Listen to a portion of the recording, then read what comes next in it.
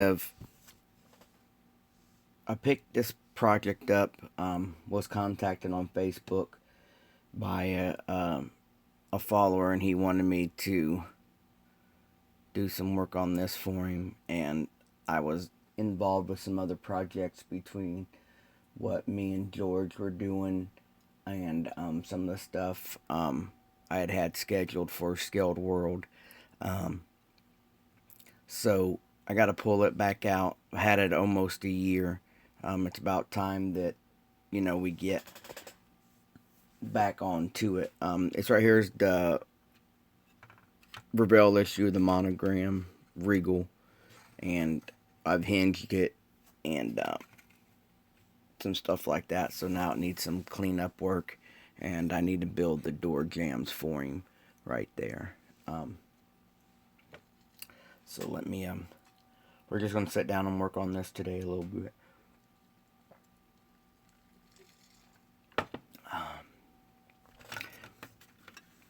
So I'm going to clean up them door jambs. And then we're going to build the door. We need to build this door.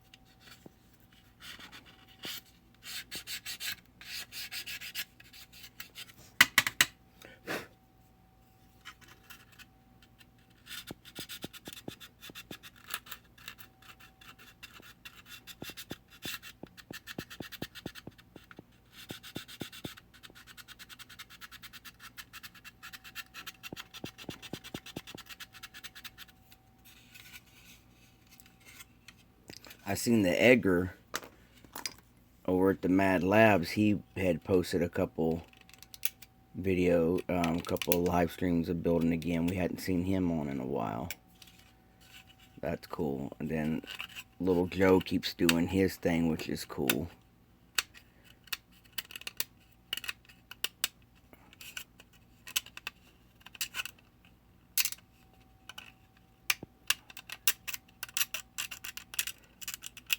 So for you guys just joining in, this right here is a commissioned project. It's really not a build. It was just something a follower from Facebook wanted done to a Buick Regal. So the doors are open. See it in the background. The hood is hinged. And now I'm just cleaning up some of the work we done.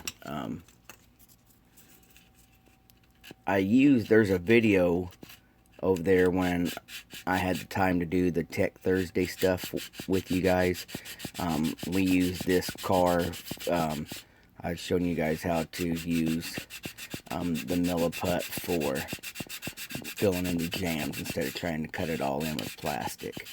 I'm just doing some cleanup. I've had this project over a year, but I told the customer that I had other things going on. Like I said, we were working. We had already was working on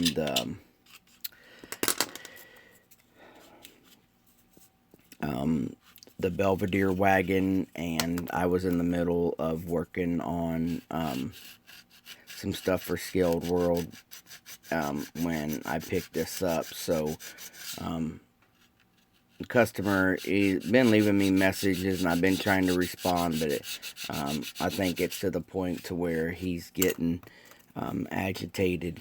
So it's hard, and I try to explain to him, working for people, for me, is kind of hard. Working with Scaled World is great. I get my own time to work on the products.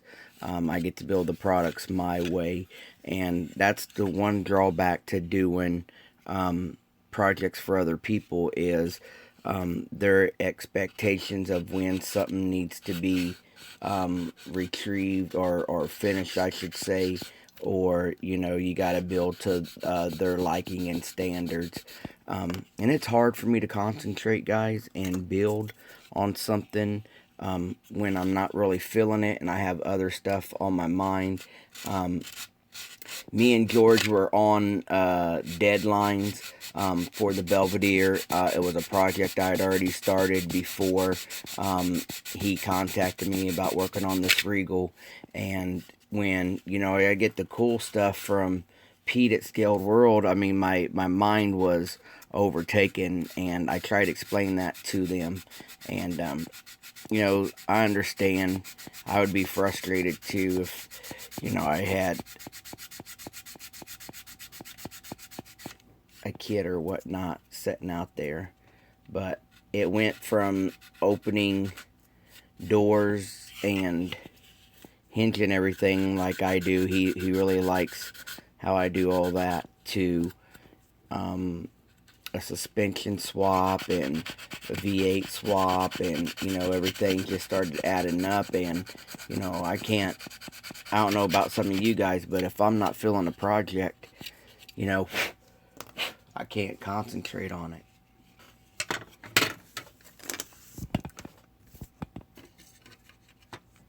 And that's the last thing I want to do is have my followers and whatnot upset with me. But I'm guilty this time, and I'm stepping up and mentioning it. I've had the project for about a year.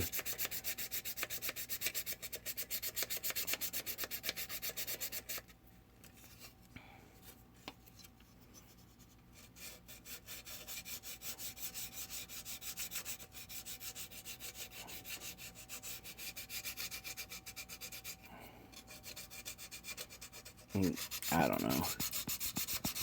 Maybe I'm making up excuses, guys, but that's the for real reason.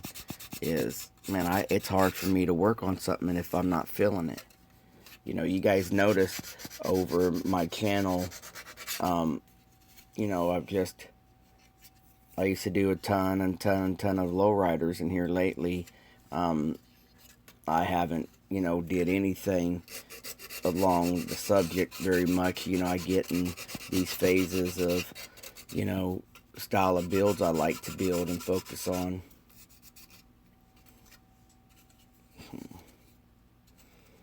I don't remember cutting that out. I must have had to for the hinge, but I don't remember it.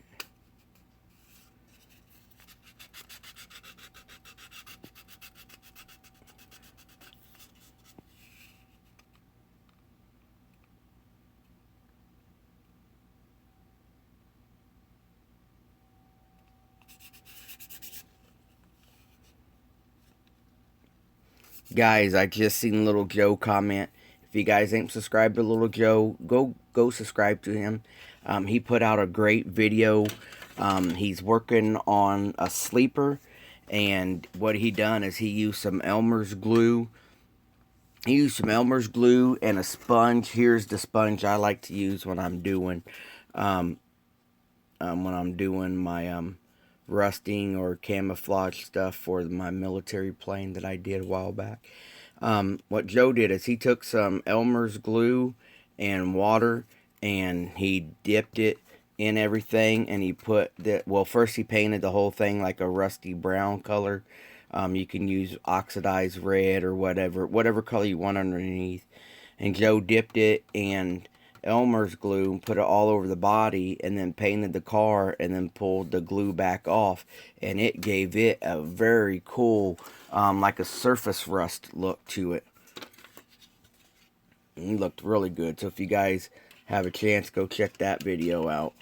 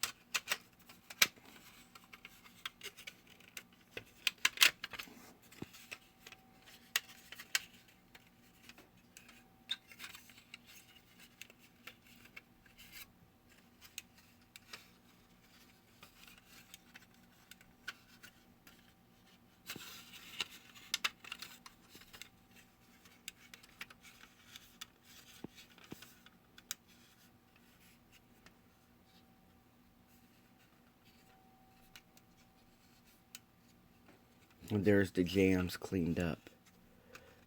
Gotta address that right there, don't we?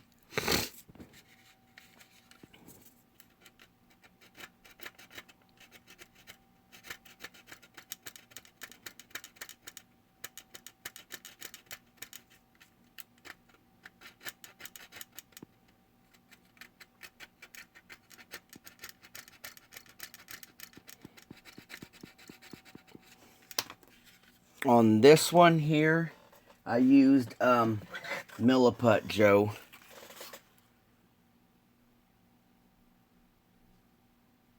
I'm going to try to focus on this build right now, David, for a gentleman from Facebook.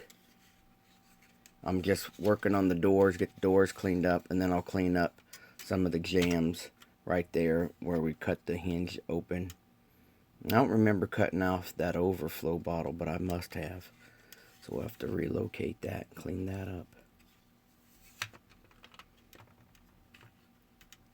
Okay. Now that I got that, let's see, we got a door panel here.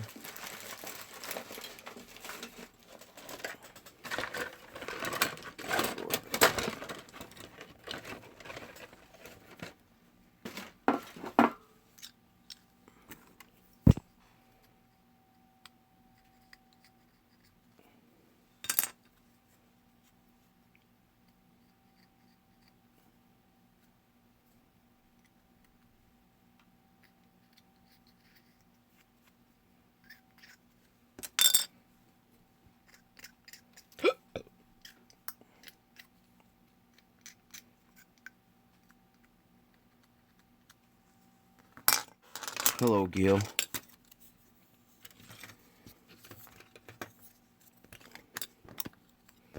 Gilbert. It looked like Gilbert pulled out a build he's going to start working on, which is actually a lowrider, guys. So let's give Gilbert some encouragement on that. I let Gil know, and I get to talk to Gil every now and then, about once a month on the phone. And between his schedule, my schedule, and the awesome time he has there giving us live feeds, I get to talk to Gilbert, and he's been a great mentor with me doing these Games Workshop figures. Gilbert, I let him know that he can always come to us in the community and ask questions as he's going through his car build. I was blessed enough that it might have been earlier this year, Gilbert wanted some information on some lowrider stuff to add to it. So I packed him up some supplies and sent him some supplies for doing that. And in return, he sent me some figures, which I've already shared with you guys. Wasn't expecting it. It was just like a thank you package. And I really can't wait to get to them. You guys will be surprised when Gilbert suggested that when you're going to doing the minis, you learn different techniques, like I've said before, that can come back and transfer over to us car guys. And it's great. Don't shy from it. It might not be your cup of tea. I know a lot of people say, I just build cars, but for years I just built cars. And I tried so hard to perfect my car builds into being perfect, you know what I mean? And you don't realize how much work goes into something that's weathered.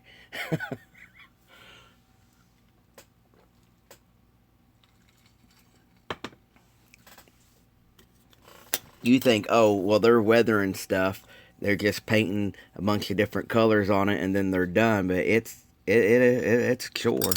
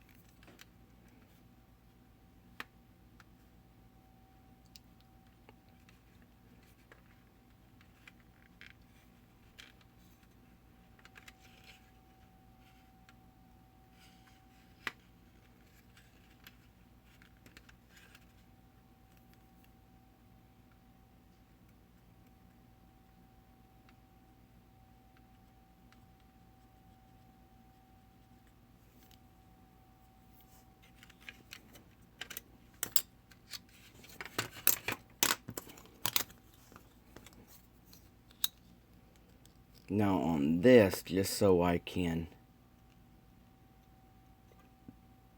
get it laid up into the car correct, we're going to do some trimming here.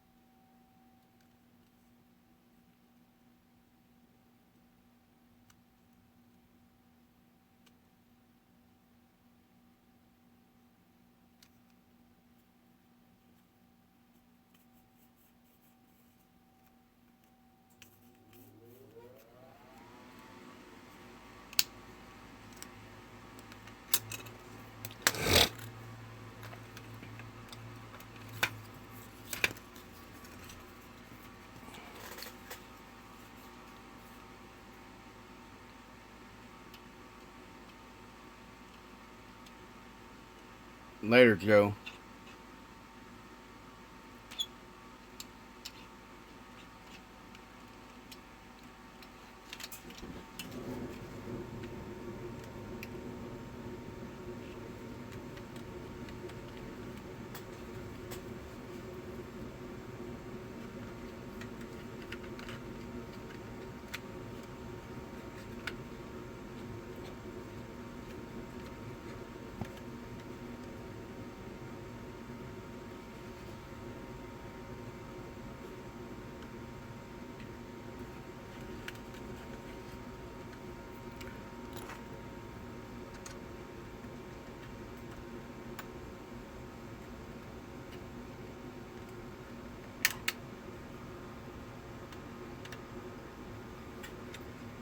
What I'm doing, guys, I'm just sizing up the door panels.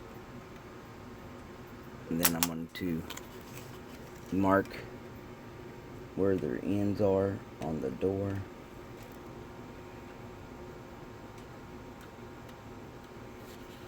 And that way I can pull the door back off.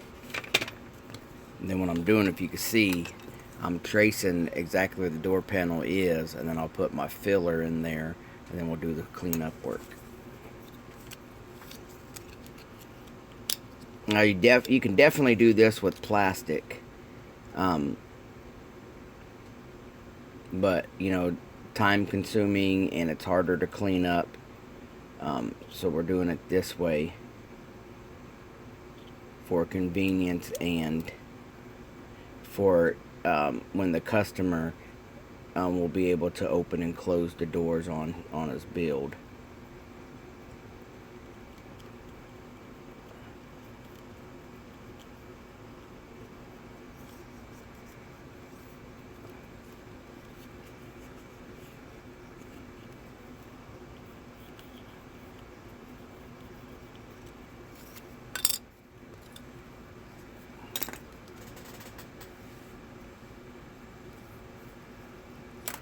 Almost, Dopey. The reason you can clean all this stuff up with plastic, but then you're gonna have to make sure and see when I did it with the putty, see how it's not straight. It's not a hard edge coming out of the door. It actually gives you the curve, kind of like the real car would. So that's one reason why I went to using putty. Some putties get hot. Gilbert, on his videos, he's been using a 3M putty. I use an Evercoat that takes a hardener. But I also been trying this spot putty. I realized that this doesn't work thick when you try to do it in the door jambs. This is really meant just for... it was only just for like little fill-ins. So I wouldn't recommend this to you guys as a build-up. But Gilbert is using a 3M spot putty that I would love to go get. It's in a bigger tube. This right here is like $6. Gilbert's is like $22. I have this too. But it shrink. I found out when you're using it thick like this, guys, it's terrible shrinkage. This also too would be just for really thin stuff. And then our buddy Hunter over at Showtime Studios, he sent me this stuff here to try, and I must admit, guys, I haven't tried it. I heard comments that it shrinks and whatnot, but I'll give it a try someday, just to use it up so it don't go to waste. But yeah, Dopey, I don't think it. I wouldn't recommend it. I wouldn't recommend it as a solid. I would use it. It is good to fill in scratches, sink marks or whatnot, if that's what you got access to. But for me, I don't care for it due to the shrinkage. Like you guys know, a lot of my paints and stuff are automotive, so I got a lot of thinner based paints. So they get a little bit hotter, so my shrinkage is a lot different than you guys if you're just using like a rattle can lacquer or, you know, acrylic paints. You know what I mean? So maybe, you know, I don't want to scare you off. My experience has been a little different because of the products I use, I should say. Alright, so here's what we're going to do. I know Joe left, but at least it will be within this video. The Milliput is a 2-part putty. So what I do is, they want you to use equal halves, but sometimes it doesn't go out like that. So what I usually do is visualize it. And it's a sticky one. So I'm going to go with this much right here. On that.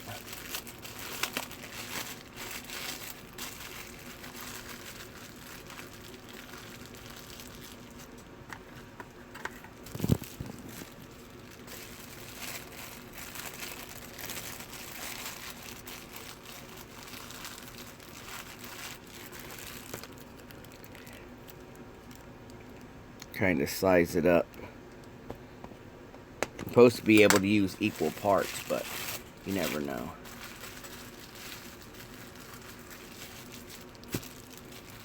Yeah, if you guys didn't see what Pete just posted, I not been replying to a lot of your guys' videos, but you know, I have an hour drive to work and an hour drive home, so I got your guys' videos playing as you know, headed down the road. Then what you do with this milliput, you gotta break it all up and smash her all together.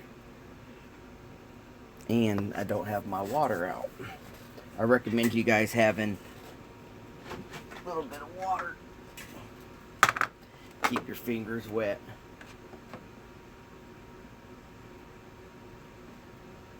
Adobe, some kits, I use a real paint gun, what would be called a jam gun.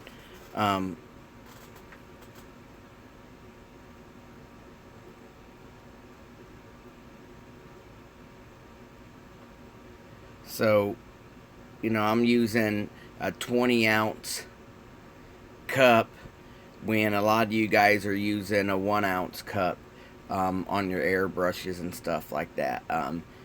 It doesn't save paint. It's just what I've been used to, and a lot of my patterns and stuff on my builds, they're all taped off. I really don't. I have an airbrush now. I got one given to me, and then I picked up a cheap one, and then I have a Pache single, but I hardly ever use them. It's gonna be I got a motor for it, Todd. I just haven't worked on it at all. And like I said, the guy on Facebook, he's going to build it. I'm just doing the jam work and some chassis work.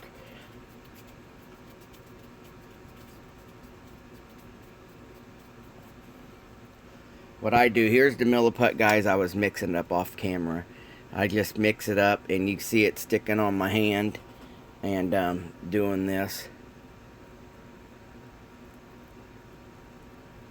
What's a glaze putty, Ryan? I'm gonna put some water down here. Then what I do when I do the door jams like this. And that's one thing I try to tell my customer. If you guys notice on my channel, I don't have a whole lot of build with everything open, just because of the time consuming of it and everything. So I try to explain to them, but unless you're doing this stuff, you know, it's kind of hard to listen to somebody and grasp what is actually going on. So I'm not mad at him. I understand. I think I'd be upset too if I had stuff out and not getting worked on. And then what I do, I roll out a snake, and then I put it within the lines that I had drawed out. And then with this one here, like this, because we got the door hinges and stuff right here, we're going to do this. You got to do this side a little different. We're going to do it like this. Alright. So then what I do, once I get all that rolled in there like that, guys, I take the door panel, size it up where it needs to be, and then just do a squish and a push. And this is where it's good. This is where it's good to have toothpicks handy.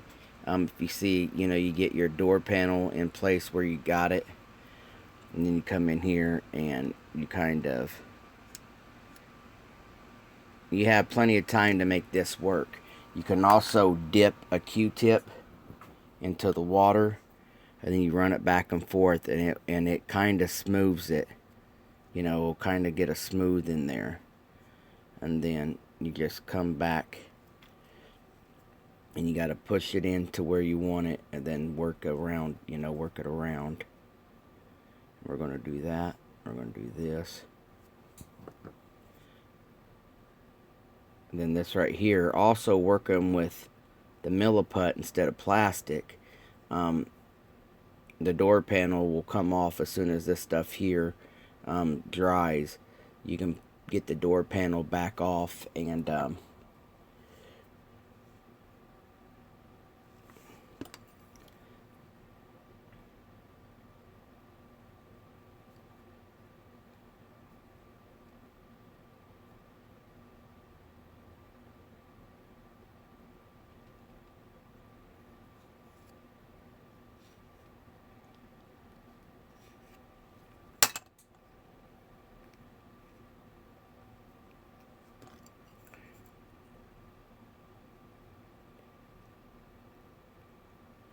then see right here, now we filled in the gap with the filler,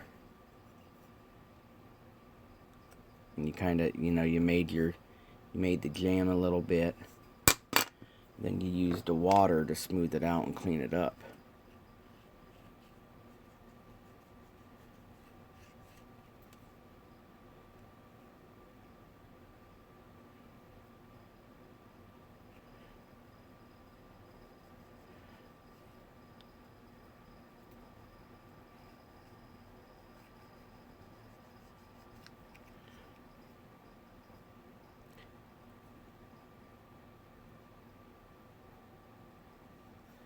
Now this ain't the right way, this ain't the wrong way to do this. It's just the way I've found it most easiest for me on my bench.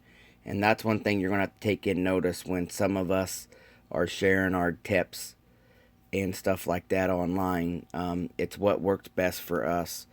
I seen our friend Gary G in here, Car Dreams and Styrene. He does a great segment on his channel on tips and techs, and another great guy to go follow his videos if you guys are looking for, say, examples of stuff, or a good teacher. Surround yourself by a bunch of different builders.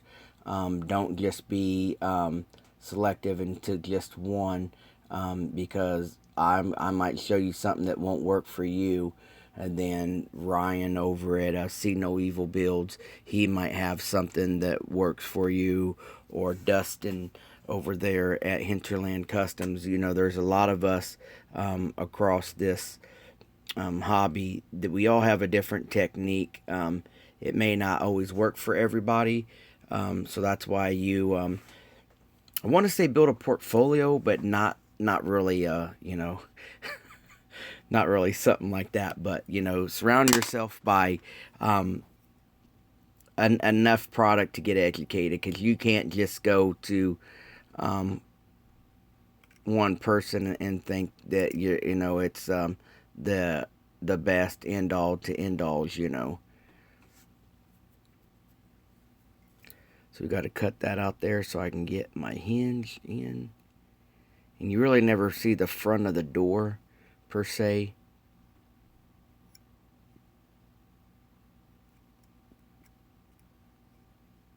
So you remove that from right there. And then that little pieces that you cut out, you can come back in there and try to refill.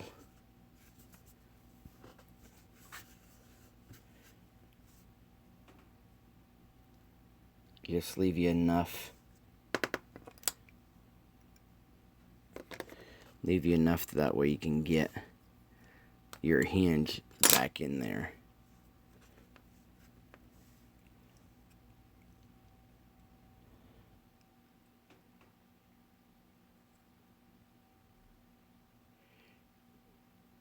Yeah, very true.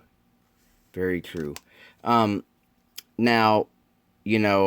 I'm a big fan of Hunter Shelby's, but we've known over the years that some people like to instigate stuff, And I'm more of, I'm building for me, and then, you got great builders like Hunter that actually build.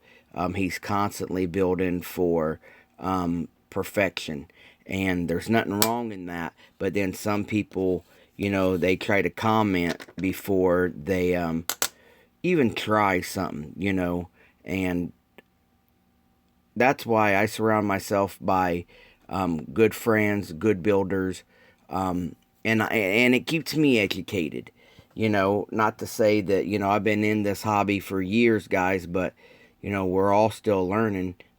If you're willing to open your mind and set forth to learn new things. So this side here is not always the cleanest, guys, because of the process to make the door around the post where your hinges go. But it serves the purpose needed.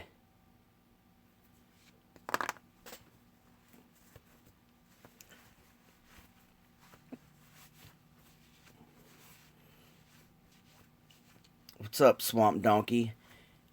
How's the mudding going?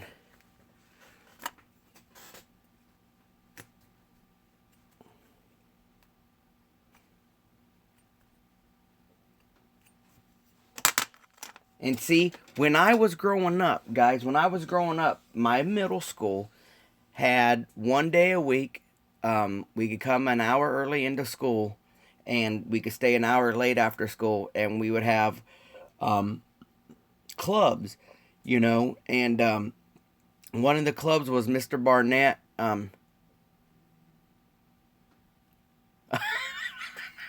Yeah, it got cold here quick. One day, Donkey. One day we was out in sweatshirt and t-shirt and shorts. It was 71, and then boom! All suddenly it was 35 the very next morning. I'm like, I'm not ready for this. But don't worry, bud. Snow will be out soon. You'll get that fresh. You'll get that fresh topsoil beat up.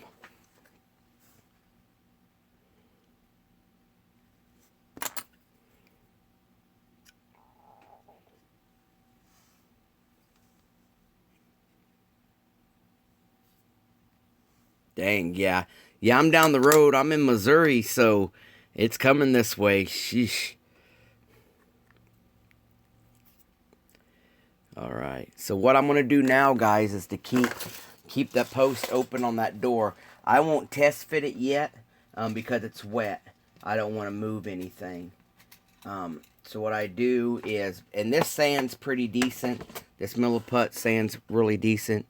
So what I'll do is I'll just try to size it up, and we'll size it up.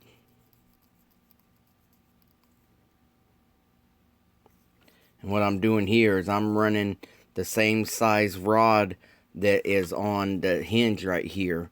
I'm running it through to make sure there's no build up in there, and it won't affect my hinge going back on. So what we'll do, it takes a while for that to set up. It stays soft, so like if you're moving it and you want to trim it out, you can always add more in there. Like I think that's what that needs right now anyway, some more.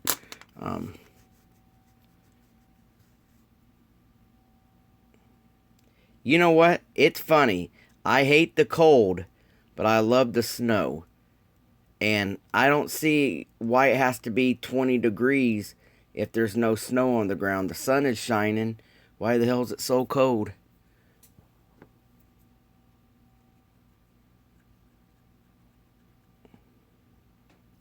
And then you can glue to this putty.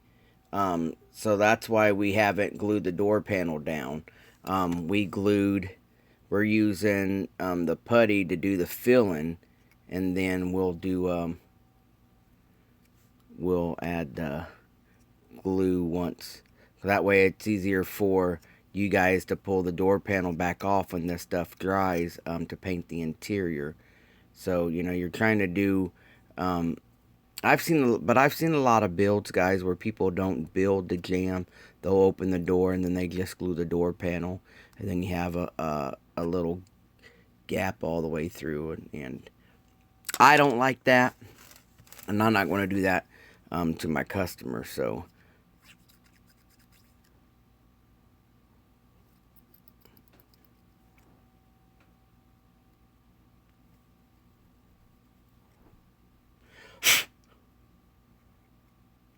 there it goes.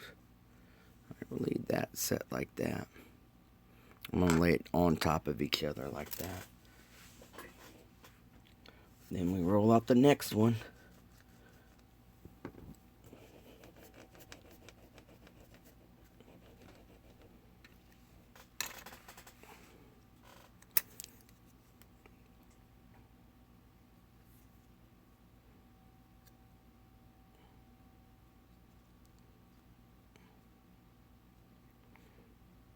I talked to Hunter yesterday, guys. He's been, like he said, he posted this video giving you guys an update on the shop. But we still, if you guys don't remember, we're going to have a raffle after the first of the year with what we call the Minis Toolbox. We've gotten product from Showtime Studios.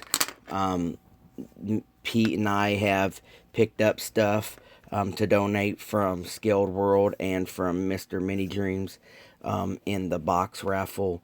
And so we'll do that, you know, as soon as the holidays. We understand people doing, you know, Christmas and stuff is big here at our house. So, you know, we still have little kids in the home. So, you know, we realize that, you know, people's families are preoccupied.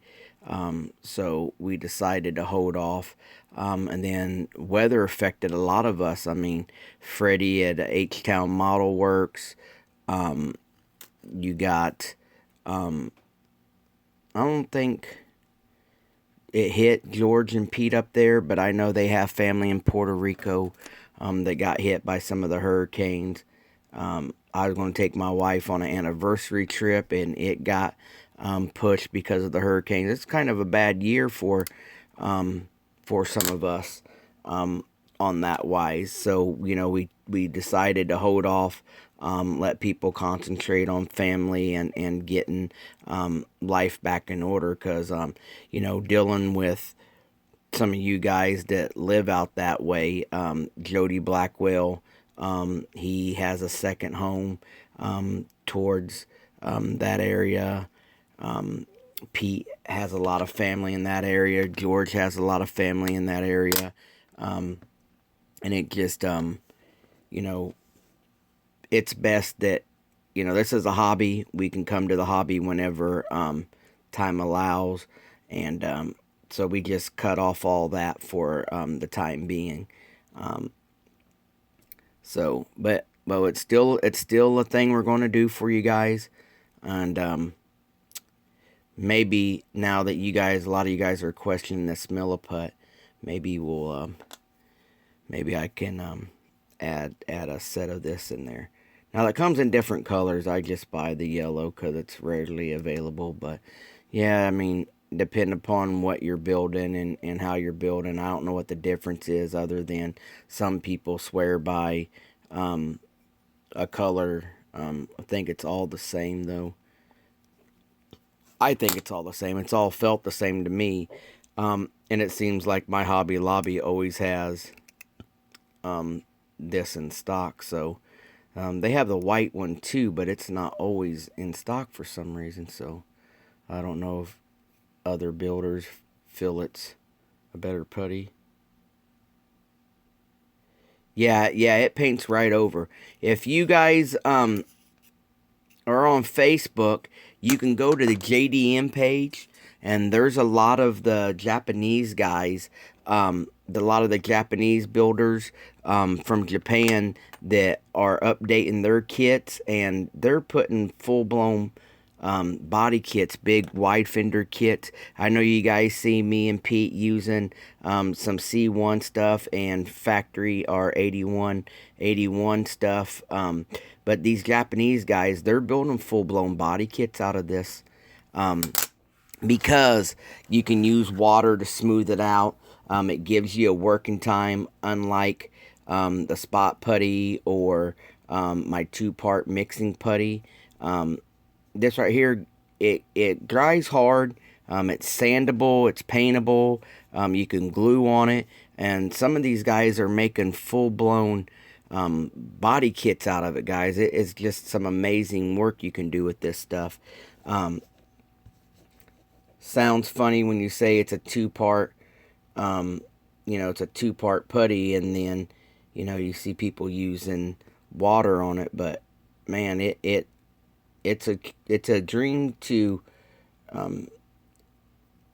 I got it for convenience. After reading, some reviews on it. But for the most part, yeah, it's a great thing for the hobby. Some of the guys choose to use it over the Tamiya putty, from the questions that I've asked from Kits, and you got Wang Yang, some great builders. Even some of the guys at C1, not at C1, but at Factory 81, they'll use it, to blend parts for some of their bigger conversions, because it's a great all-around useful thing. So, but just like with anything, I recommend you prime it first. I'm a big fan in primer. I've seen so many guys, they go back online as like, well, I use this Tamiya, or I use this Testors One Touch, and why do I have this and that happening? Because some plastics react different to the paint, and I always recommend priming. It gives the paint something better to adhere to, and just whatnot. So that's just my personal suggestion, is always use primer.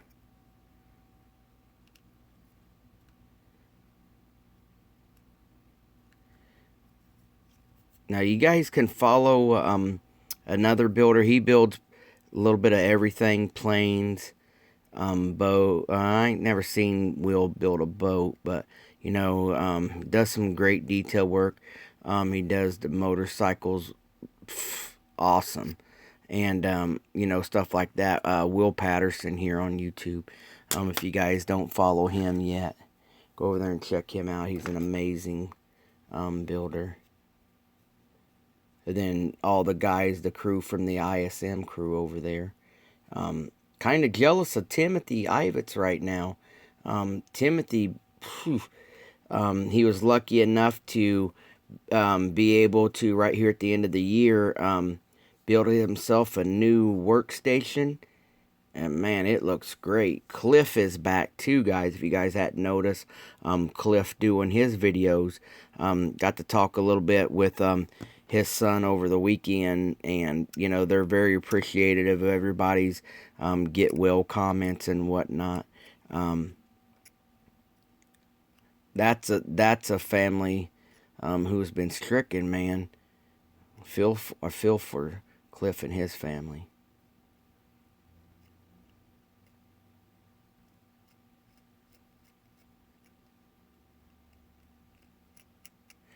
So just clean it up a little bit, and then you let it set. All right, here will be the door jambs for the Regal. I don't do these. Because of the friction and the way I do my hinges. It's kind of hard to get the body back in there. If it was my own build, and I still wouldn't do it, just because of getting the interior in and out all the time, and what have you. It perceives to leave you with a little bit of a challenge. So we'll let the doors, and it puts a little bit of weight to the doors.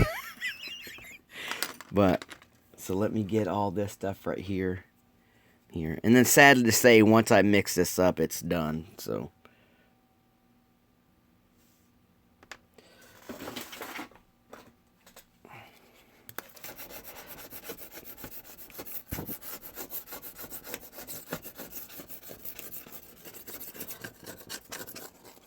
I just told Pete I went and bought a new glass because it was getting all scraped up, and now you guys see why it gets all scraped up. I love working on glass. It's one of the truest forms, you know. You never see glass warped, I should say, because glass don't bend, it breaks. So get all that cleaned up. All right. So that's done. That's done.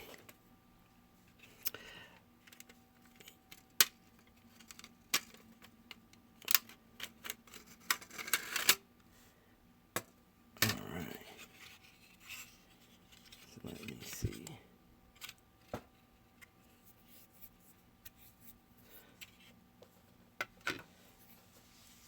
Later, Trevor.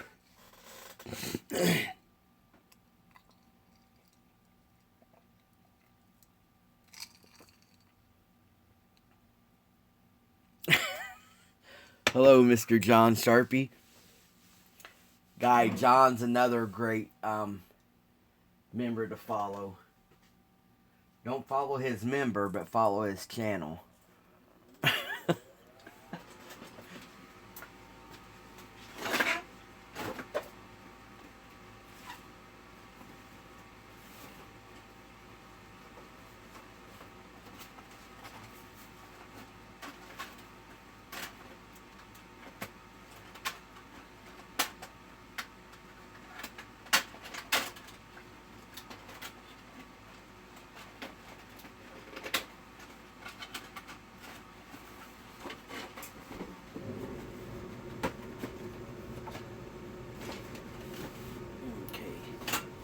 Now, my customer requested to see if I could do a bench seat for him. So let's, I got an old Caprice seat here. And then you look in here and you see what's got to go. And you only cut out what exactly needs to go, and it helps better for everything else. So let me show you guys this.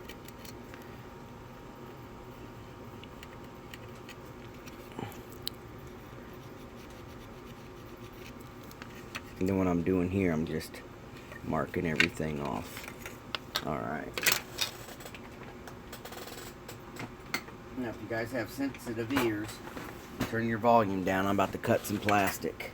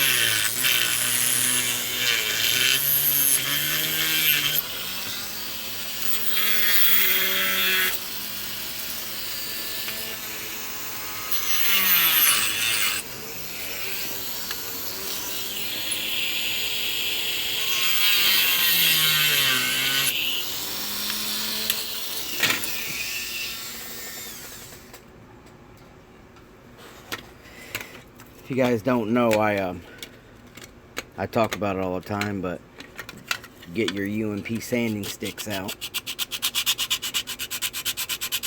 What I've done is I've took an old one that I beat up already, and I put some 80 grit on it.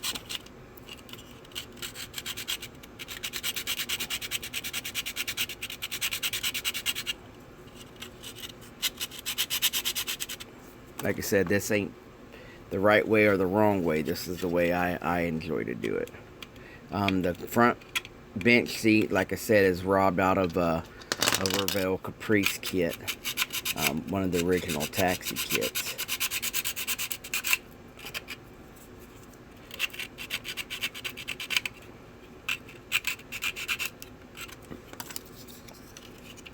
Then you always test fit. You got a little hump to fix back there. Almost get that right there.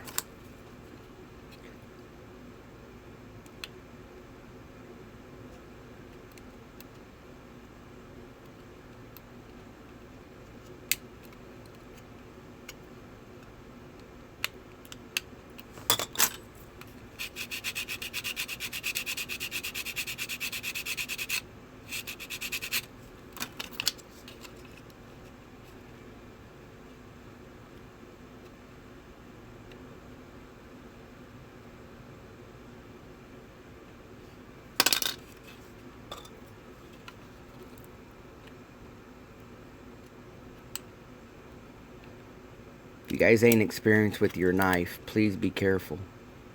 You guys see me wedging this out with a number 11. And you guys would not believe me if I told you, but it's best to work with a very sharp blade than a dull blade, because a sharp blade's going to go in and out if it cuts you, and a dull blade's going to tear stuff up as it cuts you. So you'll do that right there. Right there will be the bench seat fitting in, and then you only got a little bit of cleanup right there to do. So let's address that cleanup.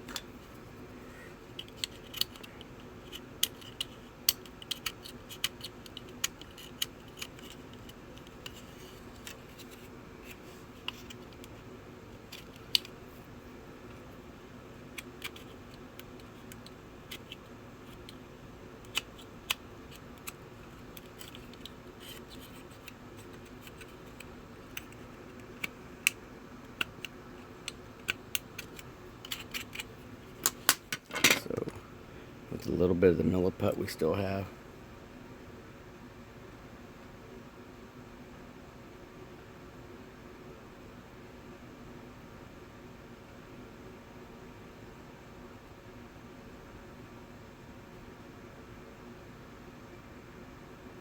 Alright. Letter dope.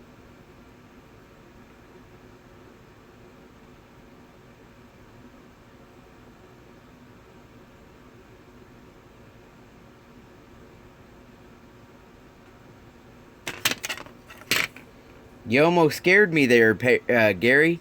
When you said you caught me live, I thought I did something wrong. I'm like, did I just do something wrong? Guys, I'm a sinner by nature, but I'm a man. I also believe in the Lord.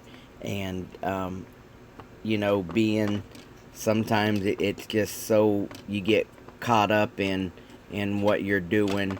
And I fail every day.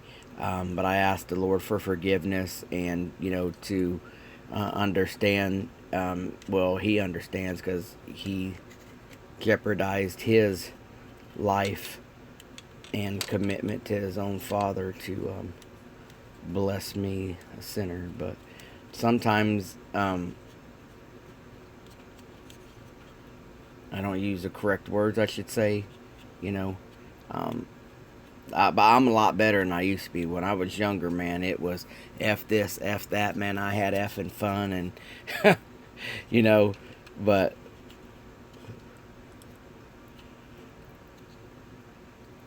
that's just me. I won't get into that with you guys. So now I'm going to try to make this hump. And what I do is I'm going to stick, I'm going to make it, got to get some water on there. That way. And like I said, I've told you guys this before, there's shortcuts that you can take in this hobby if you choose to, but make your shortcuts usually where they won't be seen noticeable, or as noticeable.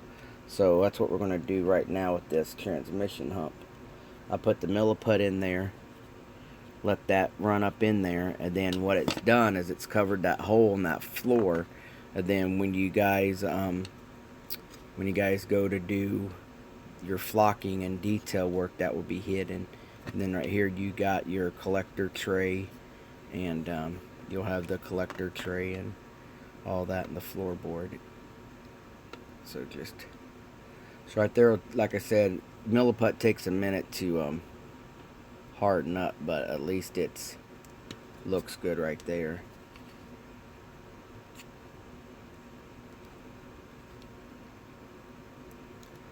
Alright, so we got that and that.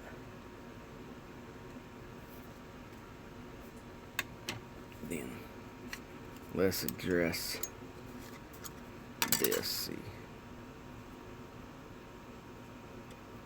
the way that hinge is moving.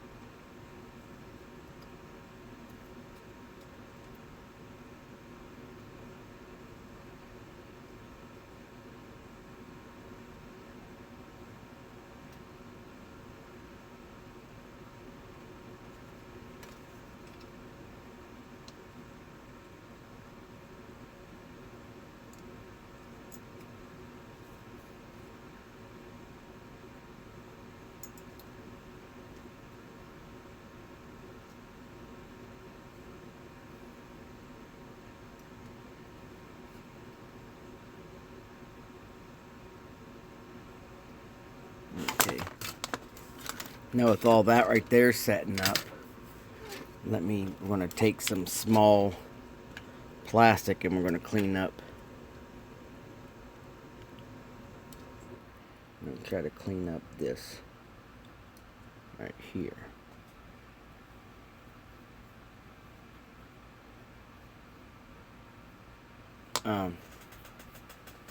Yeah, saved. This is the Buick Regal. Too tall. Now, I had a guy at work one day come in there and said we're all broken, and I told him I don't like that phrase as we're all broken, because a lot of stuff that's broken gets thrown away. I told him I'm bent and I need straightening up.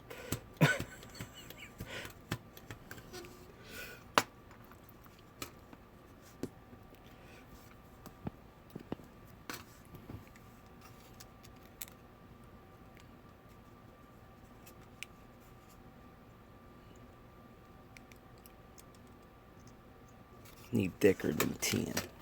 Let's see if we can fit some 20 in there. Yeah.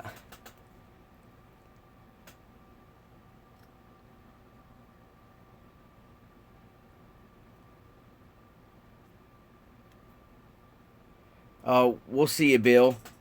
I didn't even know you was in here, man. Thanks for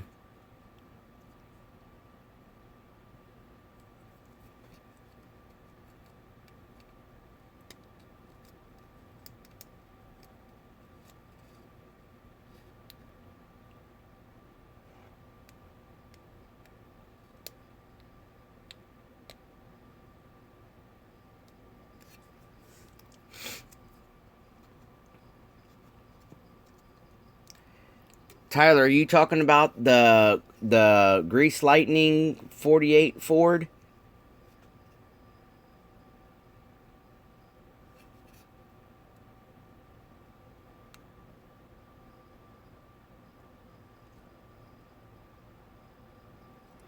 Man, you know their kit, the car that they used was cut up, and I believe all Revell is going to do is re-release the 48 convertible with the Lightning decal. So you might have to alter that front end if you want the exact car. At one point, they were thinking about doing What was the guy's name in Back to the Future? He always bullied on Michael J. Fox. And then the one, he becomes his dad. Biff. They was going to do that 48 Ford as a Biff, and people threw heck because it was just the same car. They're just going to put it in another box. You know, they're just going to be a different box art because it's just still a 48 Ford. So I know you were excited about it because of the decal. So I'm thinking you might have to, change it. And I don't know if it was that the car that they had the clear hood on, or is that the red one? Because they had two cars for Grease, didn't they? They had the white 48, and then they had a red one. I think the red one had a clear hood.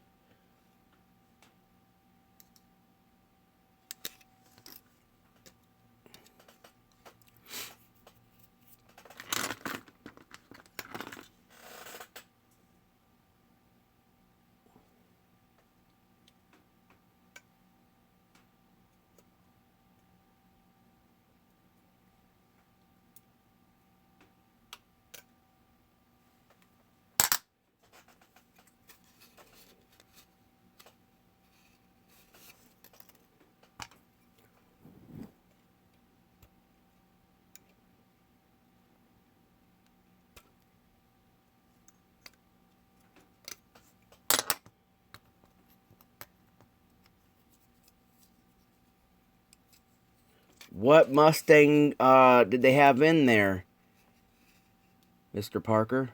I didn't see a new Mustang.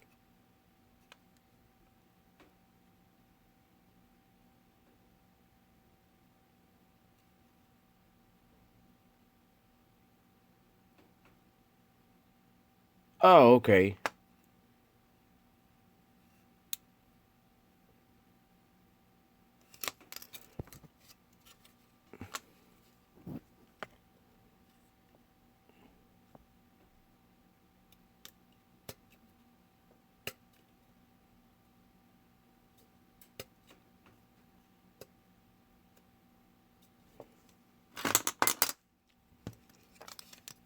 You know what kit I want to get again? I built it years ago, and I sold it. I should have kept it, but I want to get the Revell Cobra, the Monroe handler thing. And I know it came back out several years later in the Hot Rod edition and one in a Cobra, but people are wanting way too much. It's actually a pretty shitty kit, but I like it because of the wide body, and I got an idea. The last one I done, I took a 99 Mustang Cobra, added the motor and all that stuff into it, and I ended up selling it, and I should have kept it. I got pictures of it somewhere. I'll have to share that with you guys.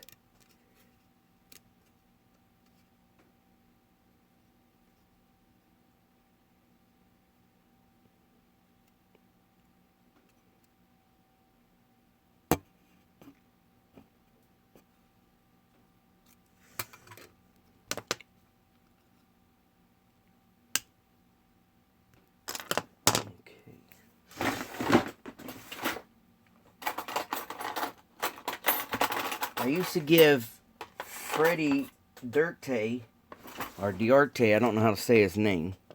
I used to give him so much shit about, he probably has 100 bottles of these Tamiya things. Every time he was going to the store at Hobby Lobby, he was buying them. And then I got it to try it just to see what all the hoop was about it, and what the hoopla was about it, and I really enjoyed it.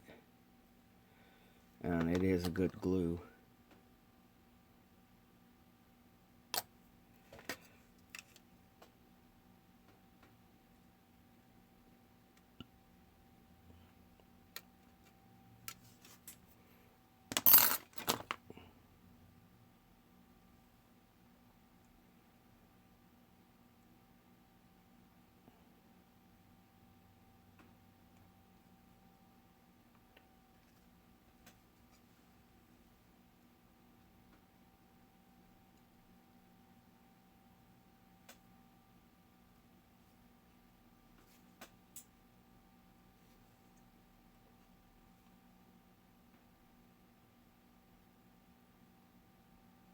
Oh, shoot.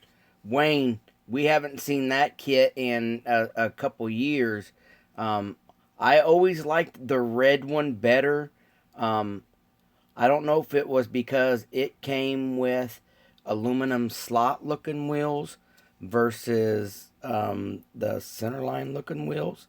And the hood scoop was different on the red one. I always liked the red one. That's back when they were actually making really cool models. Remember, they had the Poison Pinto. They had the Rat Vega wagon thing. With stuff like that. Oh, that's all right, man.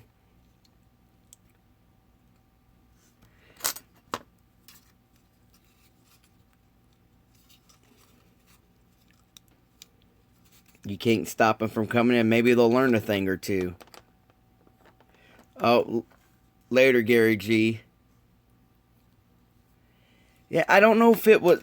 Now, look, listen. I don't know if it was lame per se. It was just I didn't like the way it built. Because you had a piece on the hood, you had the piece that went on top of the piece on the hood, then you had that really small filler piece in there. I didn't care for that function of it, And on the red one, it has the bigger. It is a great big scoop, but it looked better to me. Yeah.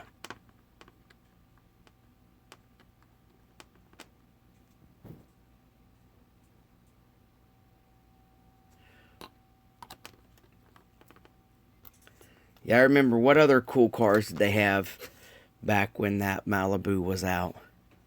Damn, they were building the Chevy Love Truck. Remember the Chevy Love Truck it had the spaceship theme.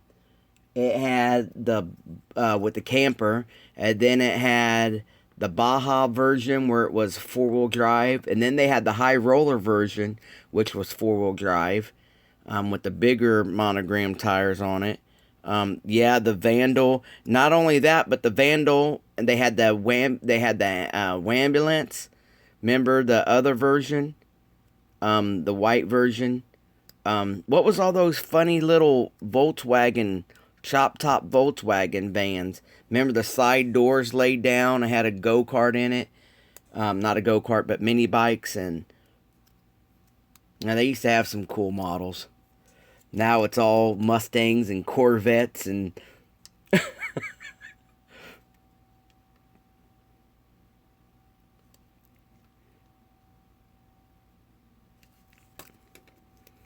you guys know how many times I was in the hobby stores and be like, I'd walk right by the hobby section and see the Johan stuff, and I'd be like, that car's kind of ugly. I don't know if I want to build a 60 DeSoto, And now it's like, man, I would love to have that car, and you can't find them.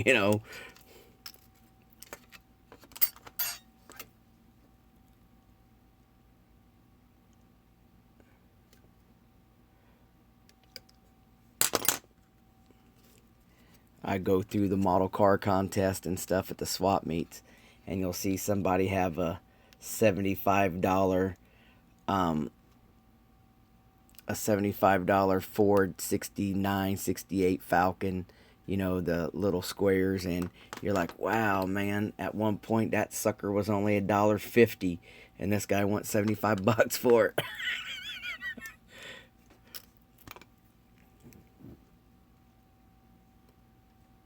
I always said if I had a time machine and I could change time, what I would like to do is have the funds I make today, but have the prices from the 60s and 70s. Could you imagine the collection of kits we could have, guys? Oh, yeah. But look how long they had to hold on to that profit margin. You know what I mean? We're talking back then, they were building a kit in 68, and then in 69 it was a new kit. They didn't flood the market with the same kit for 20 years like we've been getting with some of the other kits that we're getting.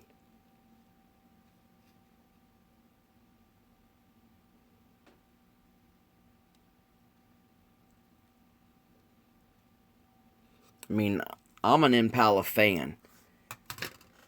But come on, man, for 17 years we was getting the same 64 and 63 Impalas from AMT. It was so cool to get the brand new 67 when they finally started making that street machine. And then Revell came out several years later and gave us the 65. And then a few years ago we got the 66. But I mean, we're missing some great body styles like the 68 and the 69, and you know.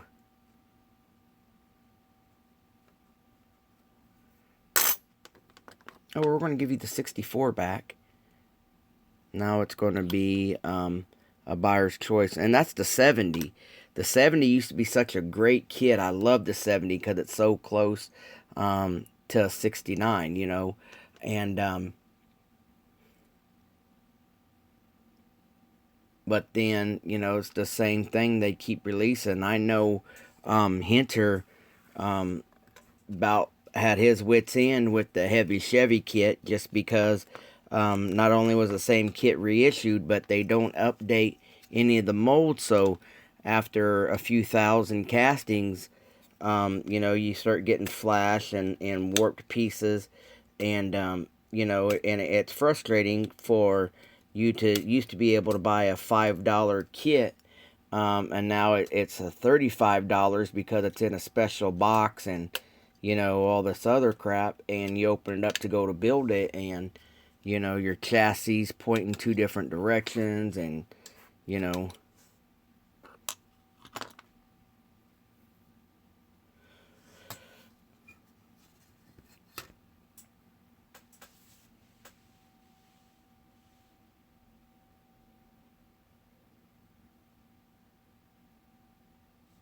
Now see, Monogram did, I don't know if Monogram did a 70 or if it's a 71. But Monogram did one, Too Tall. You'll have to check that out.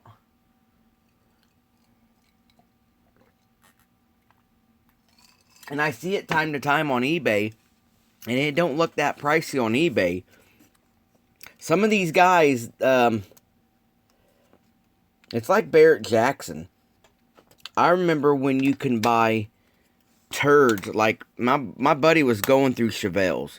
I mean, like ripping through them, tearing them up, and then he'd get another one like in a week later. I mean, like they were a dime a dozen when I was a teenager growing up. And my buddy Brian loved them, and he loved the Camaros. And I remember, here it is, an 18-year-old kid. He had a 70 and a half split bumper Z28, 396. We painted it purple. You know, it was a blast of a car to have and fun. My cousin had a little 69 Nova that my Uncle Jerry and him had bought and put a little bit of money into. Dude, I remember my dad going and buying a 67 Fairlane for $2,000. And it was clean, man. This thing was beautiful. And nowadays, you're looking at a Ford Fairmont. My very first car was a Mercury Zephyr. Looks just like a Ford Fairmont. I bought it running and driving for $200. It was wrecked in the front end. It needed a fender and a door. I parked it in Mom and Dad's house, bought the parts, got it running, got insurance on it, and started driving it. I probably drove it for 2.5 years, and I found me another one, and I was picking them up. I've owned 4, and the highest one I paid for was like $600. Now, if you went to my closest metropolitan city to where I live now would be like Kansas City, if you guys are familiar with Missouri. And you go into the Kansas City Craigslist, and they're wanting 10 and 12 grand now. People at Barrett Jackson like ran it up. So some of these guys in the hobby industry, they'll go to eBay and they'll see a collector have a choice piece, and say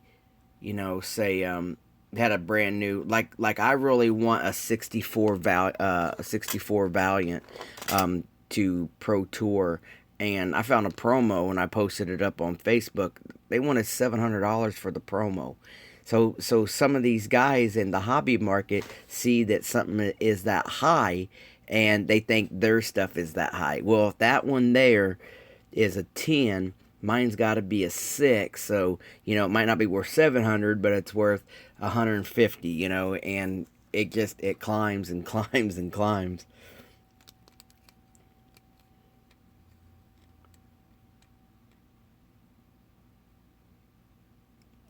Wayne, that would be a beast. And that's what I wanted to do, that little Valiant, is put a 440 in it. I didn't want to go with a Hellcat motor or something like that. I wanted to do a V8 in it, but I kind of back period style V8, do like a 440 in it, a wedge 440 or something like that,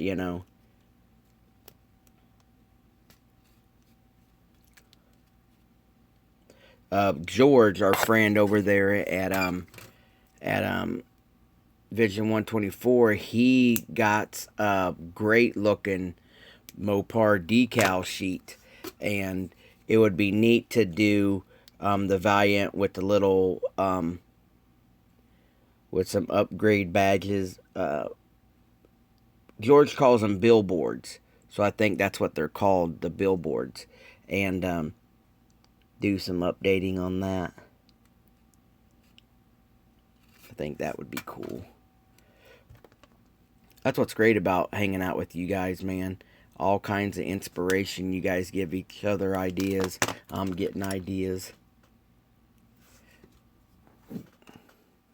And then, especially if we're friends on Facebook and we can get in contact with each other on the regular, it's pretty cool to give you harass you guys about something. Like me and George, we go back and forth about deadlines, like George was saying a while ago on deadlines. Yeah, I didn't make my deadline to get the Sunny off to Atlanta in time, and then George was pulling all-nighters to get his Belvedere done. And you can sit there and you can build a rapport, like a little camaraderie. Is like, come on, George, I got my motor in, where you at? And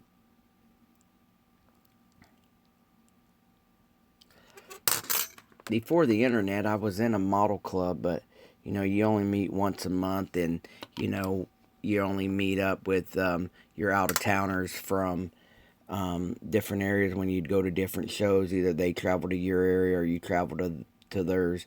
Before I got married, I tried to, I wasn't working weekend nights. I always had my weekends off.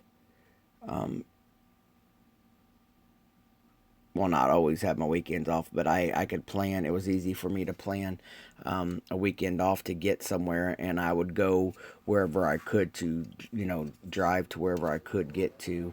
Um,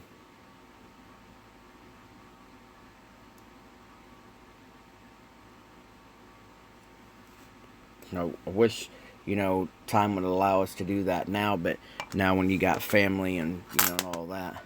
Later, DG. Now that, you got kids and, I switched my job to the weekends because it best suited my family's needs and, all that kind of stuff changes.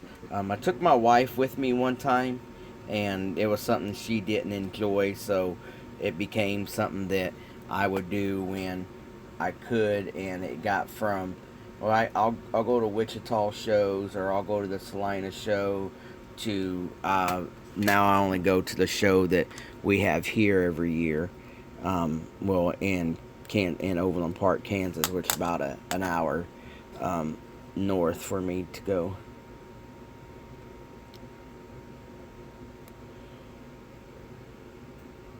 It was really cool to see the videos where young Model Master, Strut, and Chicken Wing all got to. I know they hang out together. If you guys follow the Friday night hangouts, I know they all hang out together and whatnot. And it was great to see those kids get together.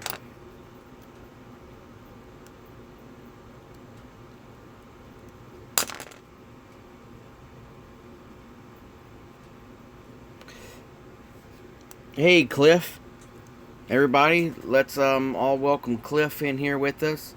Um, he is recovering, so he's made a few videos.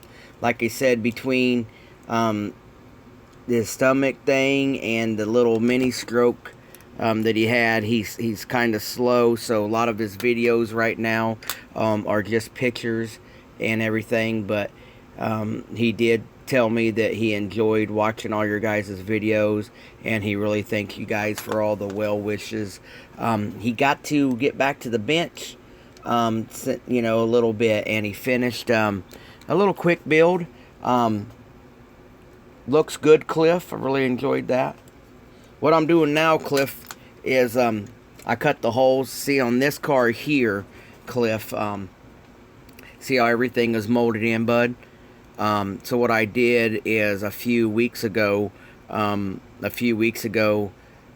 shit, months ago, matter of fact, I was doing the minis tips on Thursdays, and what I did is I showed you guys how to hinge stuff where everything is molded in, and all I'm doing today is just cleaning it up, Cliff. So the video is up there. I'll try to find it, Cliff, and I'll try to send it to your Facebook page, bud. That way you and your son can watch it. Cliff's son has really been stepped up. When his dad got sick, he stepped up in a big way and has really helped Cliff. Helped Cliff get a suite. He helped Cliff got his bench remade while Cliff was in the hospital. I was telling Cliff's son, because at the time Cliff was still in his induced coma, to help him for his recovery. I told Cliff's son if I went in the hospital, I think my wife would tear my bench down, not build me a new bench.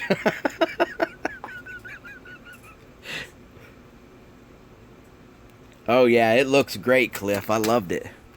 Um,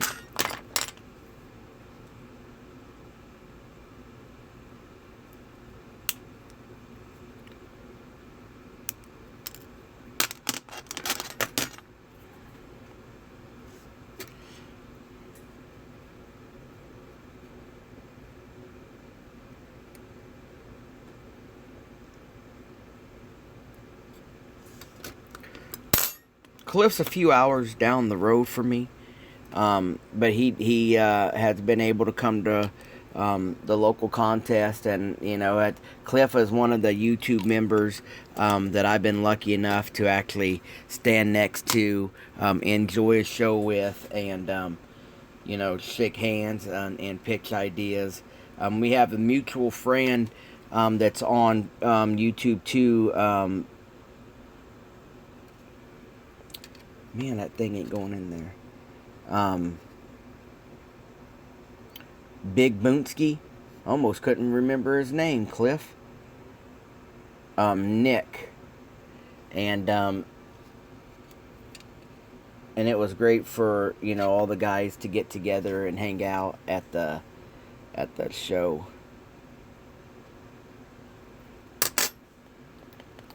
And what was funny is I was talking to Boonsky maybe a year and a half or so on Facebook and on YouTube, and come to find out he is one of my good friends and fellow show car guys when I was in the Real 1-to-1 club showing my lowriders.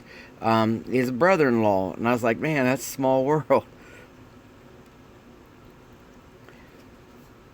Alright, so now we'll let this stuff dry. And so we'll let this stuff dry, and then we'll come back in here and clean this up later. But I'm going to share some of the videos with the owner of the project. And see, just within that little bit of time, guys, the milliput has started to set up, and we can go in there and see what we're working with.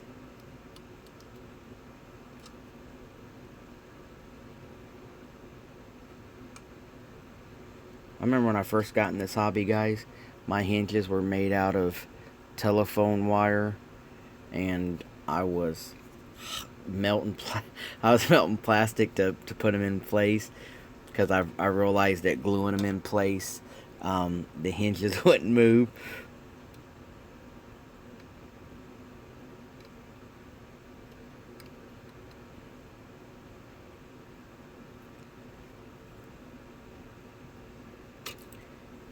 Cliff, you guys still in Tipton?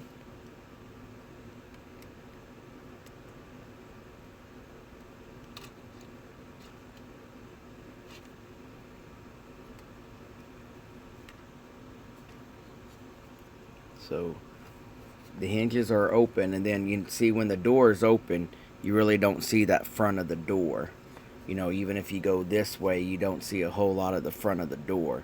And that's why I was addressing that, you don't always have to, you don't always have to do the front of the door jamb, because unless you go to look for it, you really don't see it. So you really want to look, where you can see. So I'll do that. Let's get the interior in there and see how it all opens and closes together.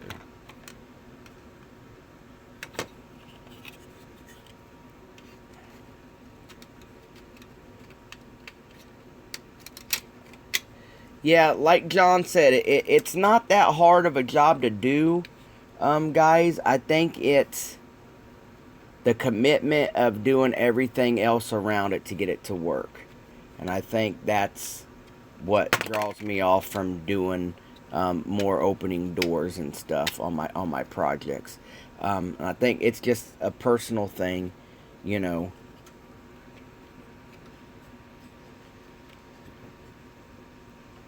So I have to do a little bit of cleanup right there once everything is good and dry. You see how nice fit right there.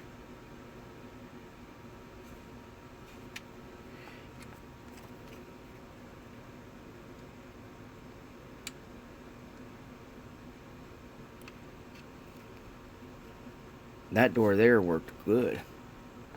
Alright.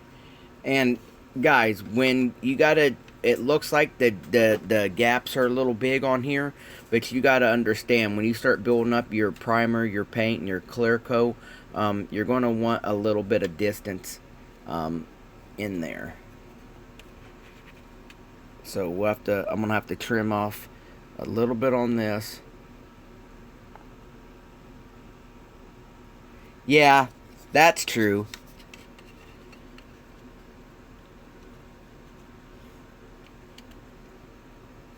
Then you get the bench seat in there. Door still shuts, there's still room.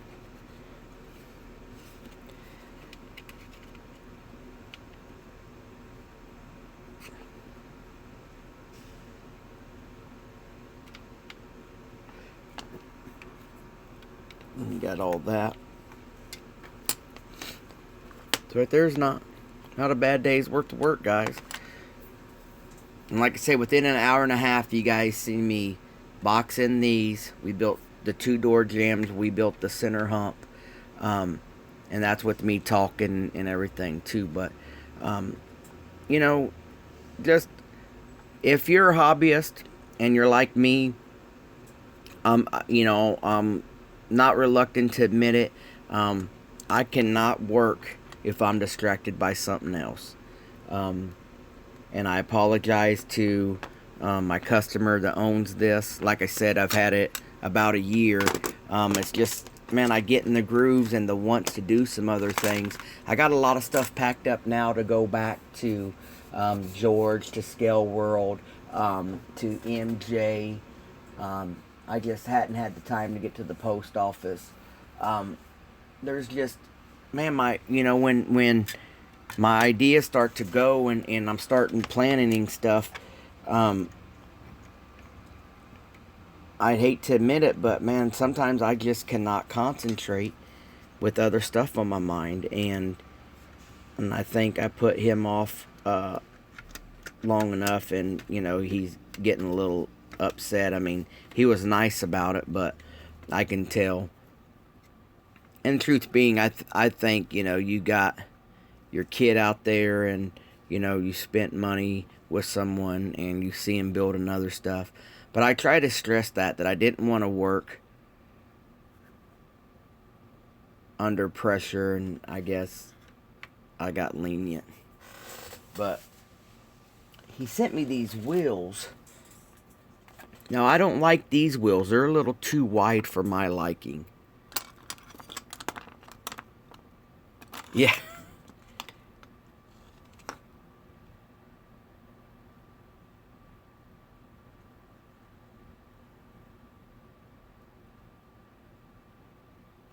Yeah, that's right, Miss White.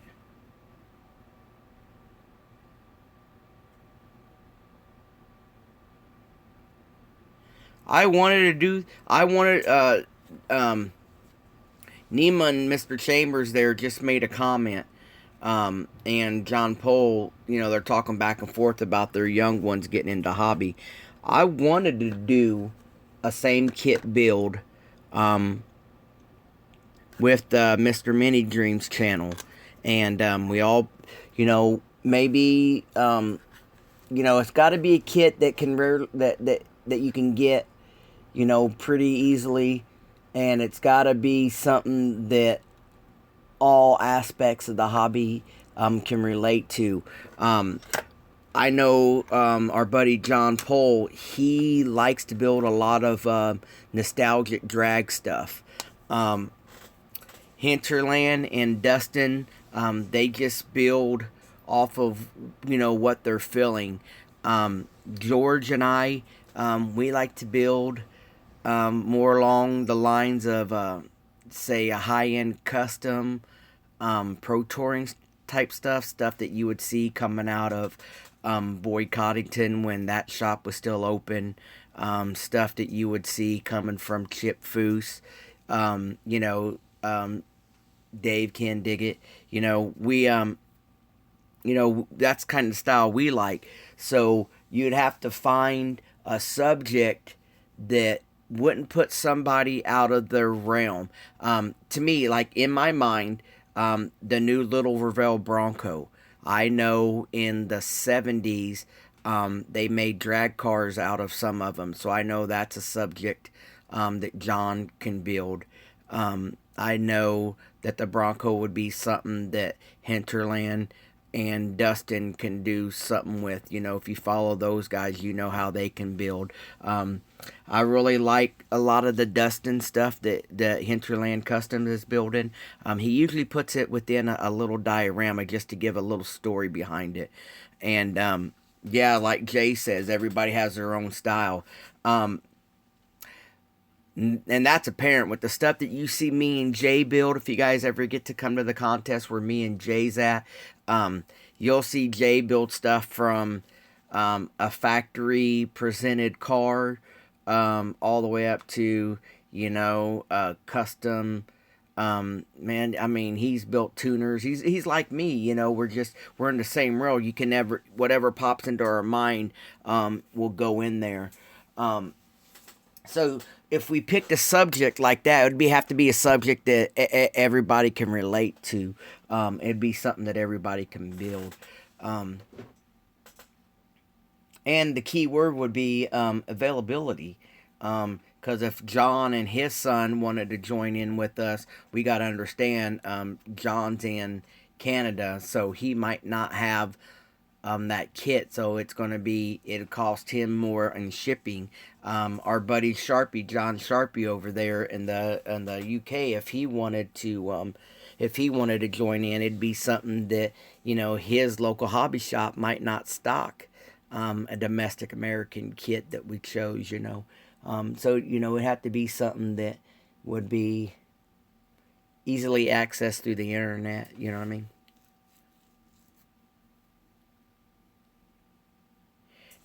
I'll tell you what, I would love, Wayne, to have the 81 Ford F-150 um, in a kit. They're all step sides. I don't know why they've always been step sides, other than this one kit right here, Wayne. Um, for some reason, when the model companies Revell and Monogram both did, it's a 70. It's a 79 through, I forgot when they changed the body style, but it's the square style Fords. I've got this kit, Wayne. I got this kit, but it's a dually, and all the other kits are step sides in this, and it's a short bed dually.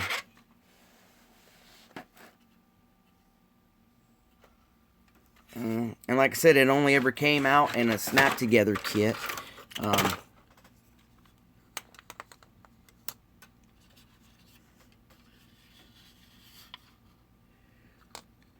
You know, so it's plain Jane look. No, the exhaust almost disappears into the floor bedding. It's so plain.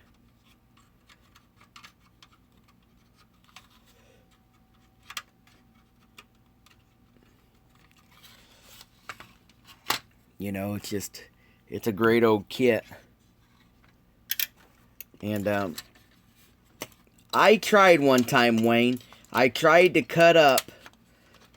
I don't even know where the truck went. I'll have to post pictures up on Facebook if I can find pictures. But I tried to cut up the Ford Bronco from Monogram. And mix it with the F-350 pickup truck from Monogram, and it was just way too off. It was like on one kit, and the body molding was up here, and the curved part was down there. It's like you'd have to section, channel, and do a lot of work, and I gave up and sold it to somebody as a project. Now I can't even remember who it was. I'll have to find pictures of it and put it up on Facebook.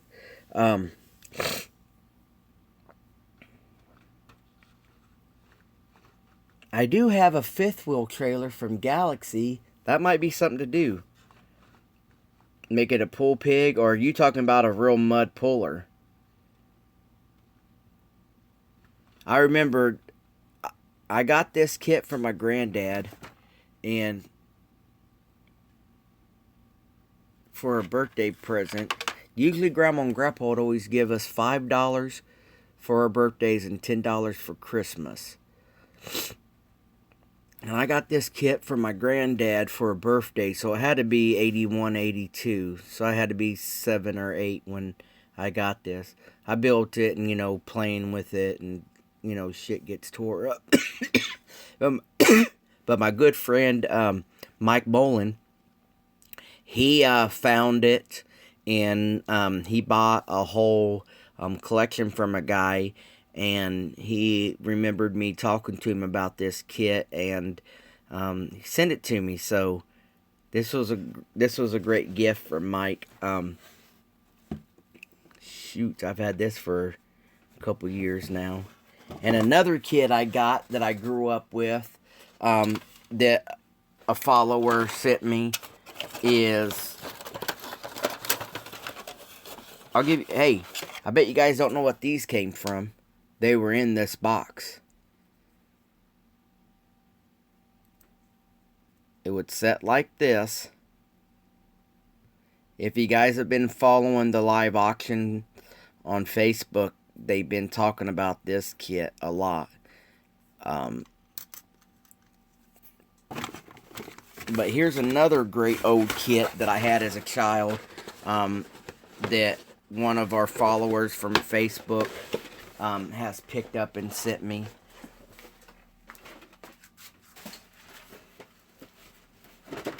Oh, not that.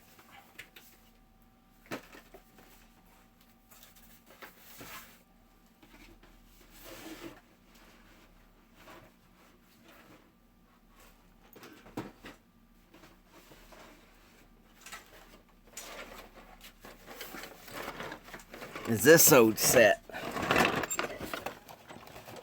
The Malibu Grand Prix.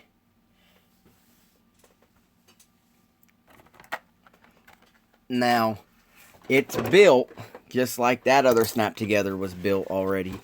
But it's okay. I'll clean it up and save it. But I had already started changing the go-kart out a little bit. I'm updating the go-kart for some stuff.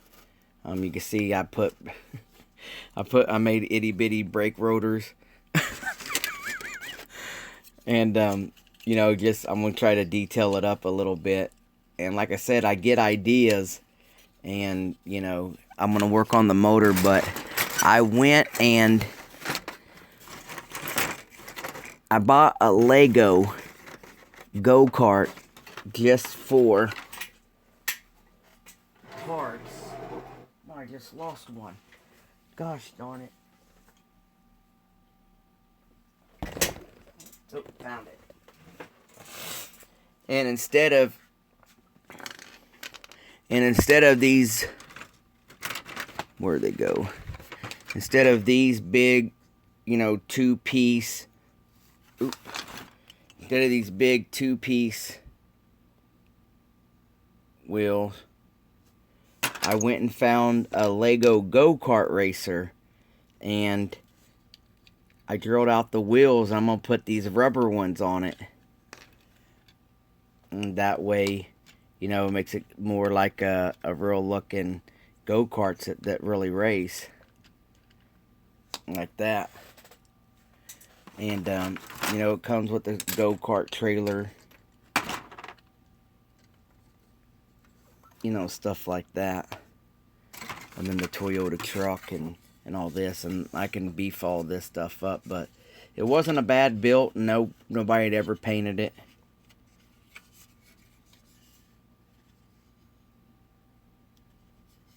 What's the Holy Grail kit for you, Cliff? I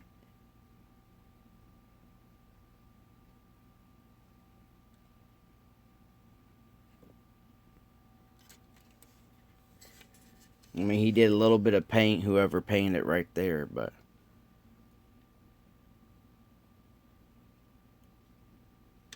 Oh, the orange blossom? Yeah. Well, it's not too bad. Something that I can save. Decals have went by the wayside, but I got them. Armor All.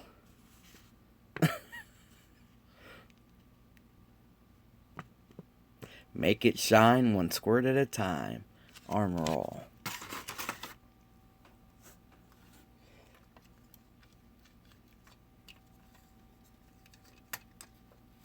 See what I mean? I easily get distracted.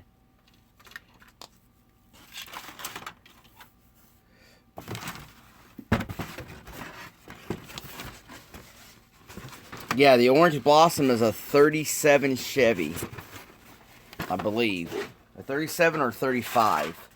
I forgot.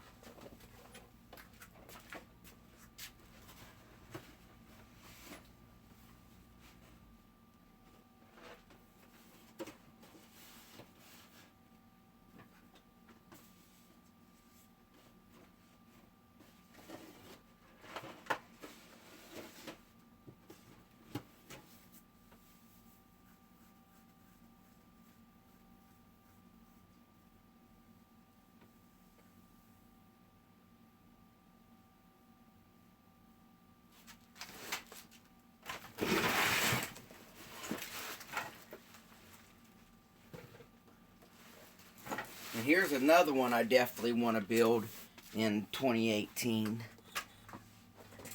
I want to get this one. It's still sealed.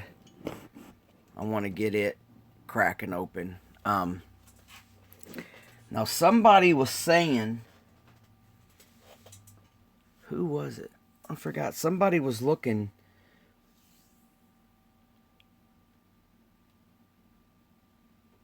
of these right here, Donkey, or the orange blossoms.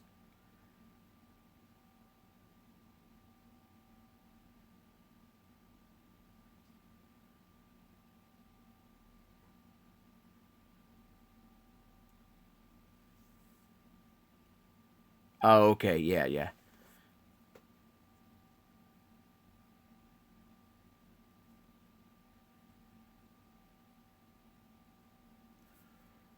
I was going to...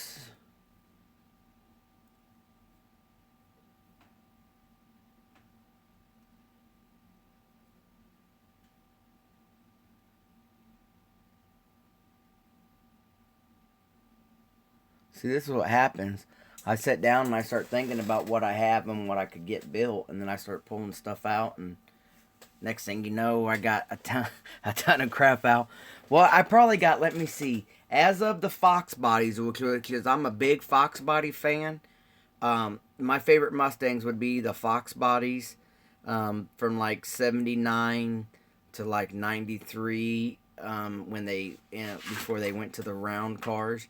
Then I really like the '06 to 2017 body styles for some reason too, you know what I mean? Yeah, I've never built a funny car either, Cliff.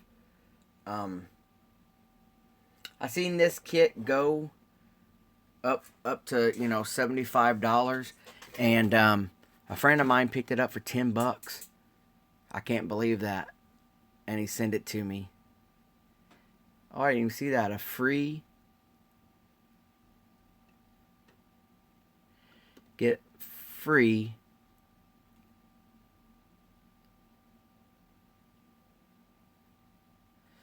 what's it now? See, I never knew to have Humbrol in the United States.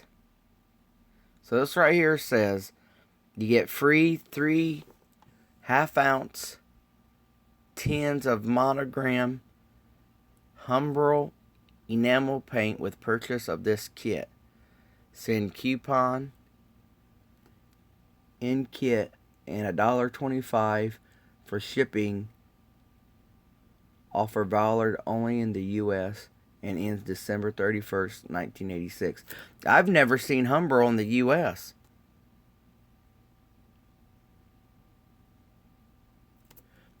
It's copyrighted 1986.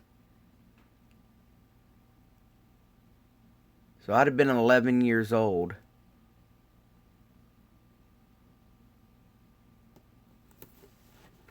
Huh. It says 260 miles per hour is always exciting to Bill Murray as he pilots his nitro-burning race car down the quarter-mile straightaway. In 1/24 scale, this model is 9 inches long and includes clear and satin finished parts and black vinyl Goodyear drag slicks. Body lifts up just as on the real car to show the detail. You know what? I think Chris Cortell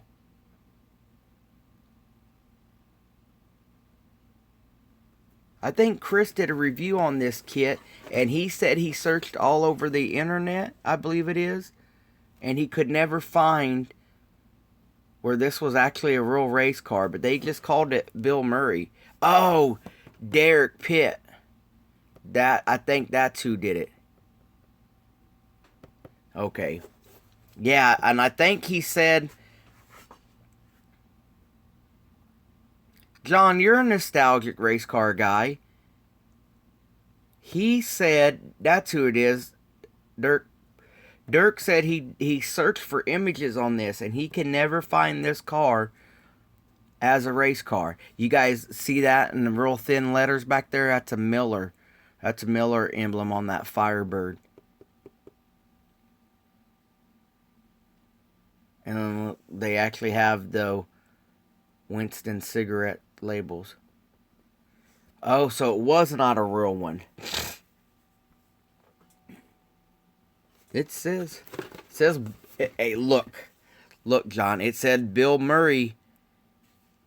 Always exciting to see Bill Murray pilot his nitro burning race car down the quarter mile. It can't be wrong if it's on the internet.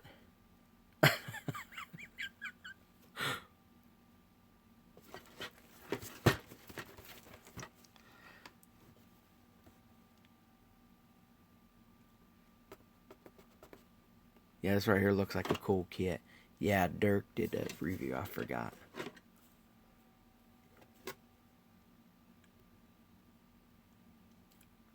These are kits that I don't understand when, a box stock builder enjoys building the way he does. But look at all that open visual space that you guys have the opportunity to detail. When I was younger, I just threw wires all over the place. Didn't have a clue what was going on. At least lucky now with our internet access, everybody can go in there and kind of Google, what have you, to add everything up. Yeah, there you go, Mr. Parker. Yeah. I don't know. If you guys had the choice,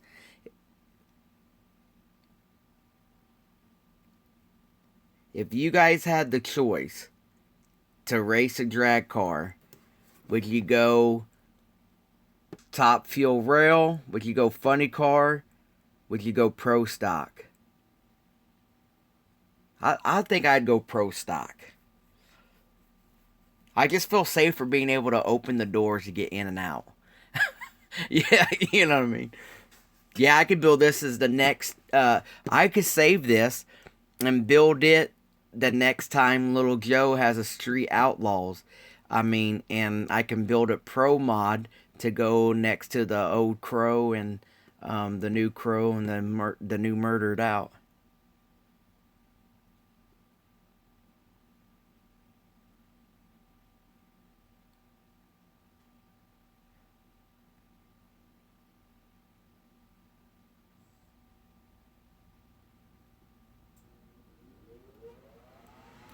I set in, John, I sat in a top fuel car while the guy was adjusting stuff.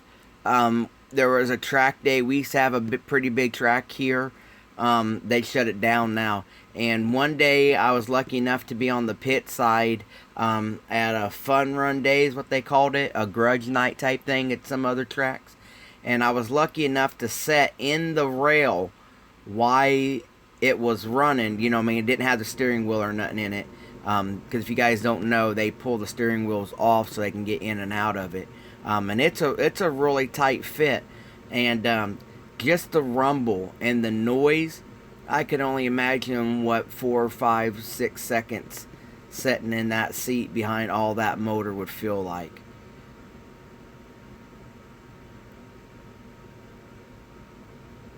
Yeah, I've always liked the Pro Stock too. I don't know why.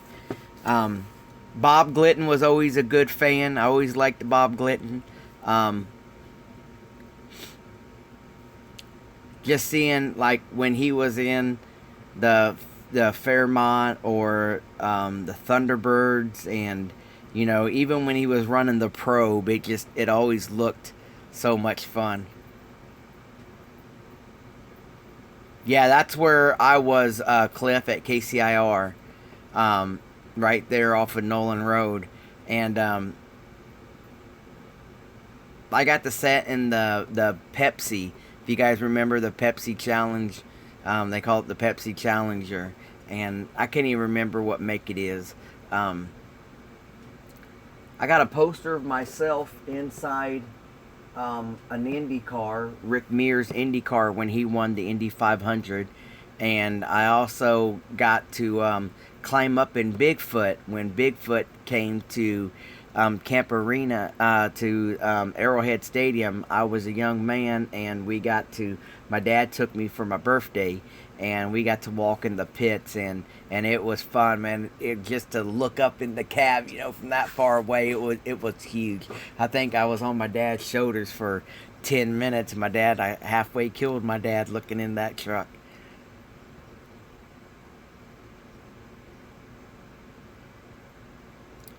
Yeah, but on a bull, you can jump off and save yourself. You can't jump uh, out of a 200. What does it say? What's this say right here? 260-mile-an-hour car if it gets too much for you.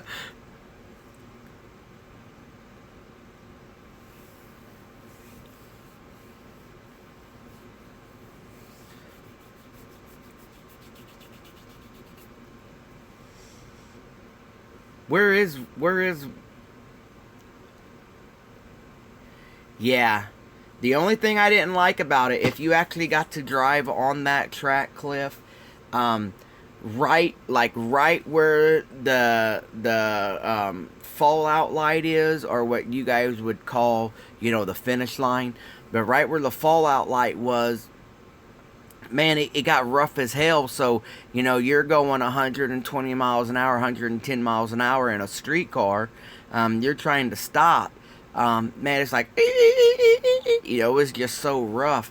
I watched motorcycle guys have a great run and then lose it in the shutdown area just because of how rough it was. My cousin raced his Mustang. It was a Fox body style. It was an 86 GT. And he ran a pass and came back, and we looked at we were looking at his plugs and make sure everything was good. And somebody didn't shut the hood all the way, man. He got about mid-track and the air caught that hood, and man, it smacked his windshield. I thought the motor blew. It was so loud. Now all my cousin drives is Corvettes now. He got him he went to college and did electrician and engineering thing, and that kid is just, he's head over heels for Corvette. So is my Uncle David. And yeah, he drives nothing but vets now, and they're beautiful.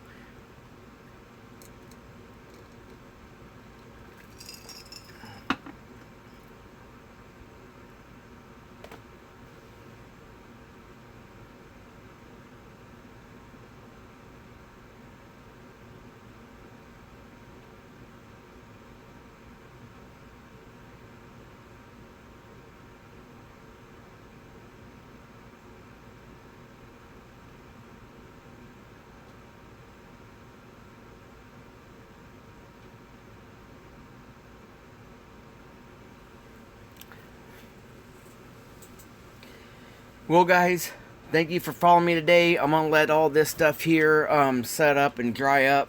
And if I have a chance to get on tomorrow after some errands, we're going to do some suspension work. Now, like where I live and where Too Tall lives, there's a track in between us. Like I had KCIR and Salina and them, they could go to Topeka to the Heartland Speedway in Topeka. But north of us in St. Joe and south of us, there's two more tracks. But they're 1/8 miles. And I think KCR is a 1/4 mile and Heartland is a 1/4 mile, but the other tracks were all 1/8 miles. And you would hear these guys saying that they took their Monza or Mocan in Cameron, yeah, and later Cliff, focus on staying healthy, buddy, and take your time and get back to building. That Corvette looked beautiful yesterday, bud. Yeah, but I don't think 1/8 miles are that fun, because you don't really get into it. It's like balls to the wall, shut it down. You don't really get to get in there and push your car like they do on a 1/4 mile. I think what would be a blast would be to do the Salt Flats, that 5-mile run. Yeah, I think that would be a blast. I mean, they have the mile, they have the flat mile, then they have the 5 flat. I would think, because you're adrenaline, even when you're speeding on the highway just to get, off an exit to blend into traffic, sometimes you get just a little bit. Yeah, that's what I would want to do, John. But what would you do? What would you want to run? You know what I mean? Would you want to run a carbureted? Would you want to do a turbo car? That Prius a couple years ago. Yeah, a rocket. Yeah.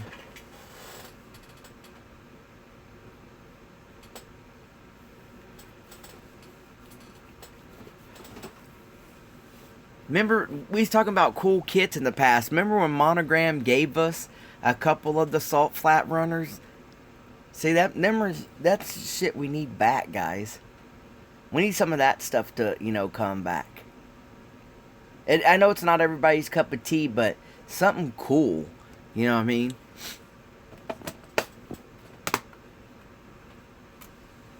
I'm not fat, I'm beefy.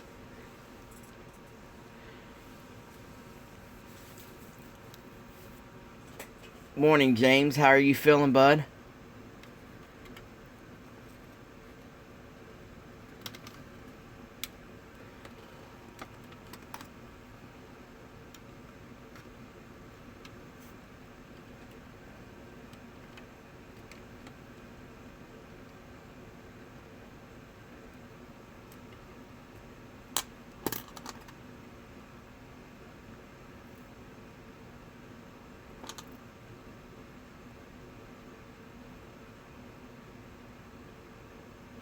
Yeah.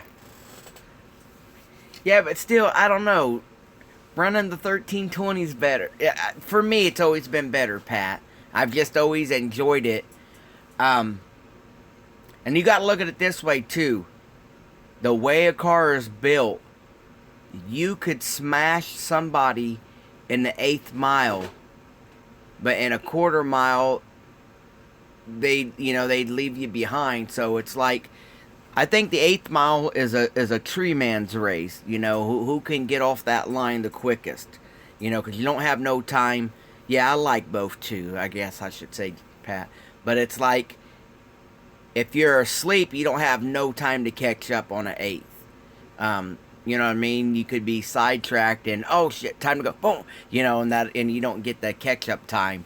But I don't think you can get your car up to full speed. Yeah, the top end. There you go. That's what I meant to say.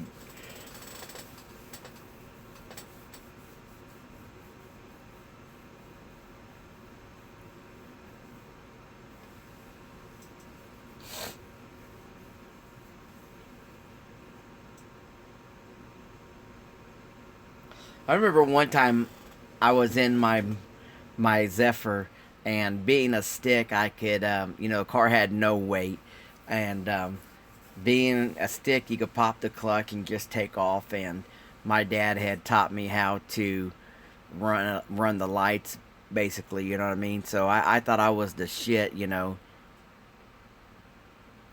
And I would take off and scritch the tires. Car moves a little bit of sideways, and I'm gone. And this piece of crap gremlin pulled up next to me, and I got him at one light, and then the next light, the guy, I don't know what he had in this beast, but all I saw was front wheels above my mirror, and he was gone. I was like, man, I wish I could launch like that. Well, guys, I've had a great day. I need to get back to some other stuff around the house. Kids will be home shortly. Um, I'll try to get back on tomorrow, do some finish cleaning up, do some suspension work, and